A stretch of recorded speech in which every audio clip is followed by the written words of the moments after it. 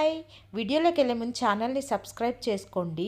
ఈ ఎండాకాలంలో మనము పచ్చళ్ళు కానీ మజ్జిగన్నం కానీ ఇవే చాలా టేస్టీగా అనిపిస్తున్నాయి కదా, నోటికి రుచిగా. సో వేడి వేడి అన్నంలో మనము పుల్ల పుల్లగా ఉండే గోంగూర పచ్చడి నెయ్యి వేసుకొని తింటే చాలా టేస్టీగా ఉంటుంది కదా. సో ఈ వీడియోలో మనం గోంగూర పచ్చడి ఎలా చేసుకోవాలో చూద్దాము. ఒక బాండలు పెట్టుకొని 2 స్పూన్స్ ఆయిల్ వేసుకొని కొద్దిగా మనం ఎంత కారానికి సరిపడే మిరపకాయలు వేసుకొని ఒక 1/2 స్పూన్ ధనియాలు 1/2 స్పూన్ జీలకర్ర వేసుకొని 2 మినిట్స్ లో ఫ్లేమ్లో పెట్టుకొని ఫ్రై చేసుకోండి. ఇలా ఫ్రై చేసుకున్నాక పక్కనే కడిగి పెట్టుకున్న గోంగూరను కూడా నూనెలో బాగా ఫ్రై చేసుకోవాలండి. సో ఇదంతా పోయి చూసారా ఎంత బాగా ఫ్రై అయిందో.